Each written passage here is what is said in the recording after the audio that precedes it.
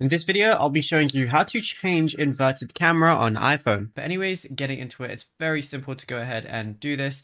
And you can really just do it on any iPhone you have. It doesn't really matter.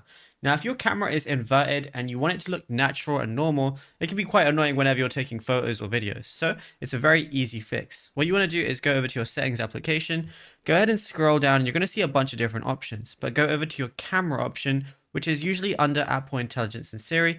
Go ahead and click on that.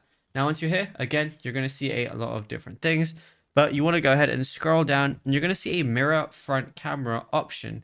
And if you toggle it on, your selfies will look exactly like the preview, which is going to be mirrored. And if you toggle it off, your selfies are going to flip to show how you look to others in real life. And yeah, it's literally as simple as that. So the composition, you want to either disable it or enable it depending on exactly what you want. But if you found this video helpful, be sure to drop a like and subscribe. And also be sure to check out all our other tutorials that we've been posting on the channel as well, because there is a lot to go through and you might find something that you didn't know about yet.